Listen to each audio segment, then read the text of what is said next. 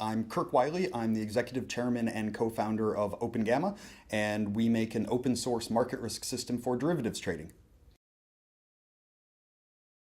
What I find exciting about FinTech today is that we're seeing a convergence of new technology and consumer-oriented approach to development that's really leading to a next generation of technology and services. And we see that everywhere, from the types of companies that are focusing on individual consumers, small and medium-sized enterprises, banking for the unbanked, all the way through to the area that my company is in, which is applying radically new technology to capital markets, where you see the guys on Bloomberg and they've got whole rooms and everybody's got six massive displays in front of them. It's a very different market, but we can still apply this kind of new technology to solve interesting problems that ultimately affect everyone.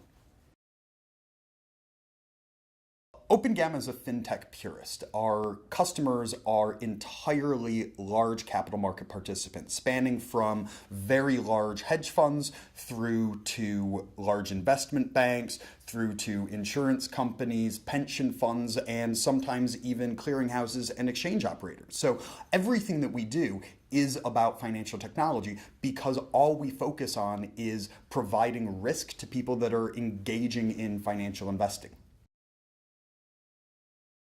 So I think one of the things that we're going to see from FinTech in Europe over the next couple of years is, interestingly, more innovation than we're going to see in the US. So you can tell from the accent that I'm an American, although I do live here in Britain and I do have an EU passport.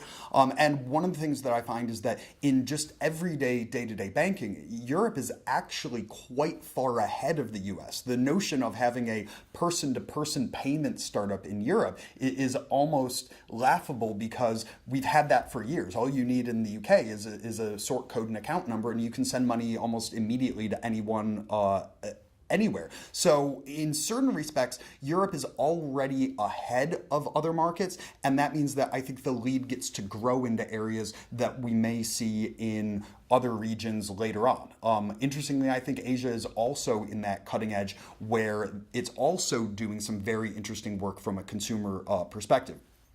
I think on the enterprise and capital market space, it's difficult to see where Europe is necessarily as a whole going to be ahead of North America, for example, just because it's a global market. Although we're headquartered here in London, our second office is in New York, and we're already considering our Asia Pac growth strategy, and we're only a few years old, mostly because our industry is inherently global. Not every part of the FinTech industry is. But even there, Europe, by virtue of London being such a FinTech powerhouse, is definitely ahead of other major capital market centers such as New York, Chicago, Hong Kong, Singapore, Tokyo, in terms of FinTech innovation.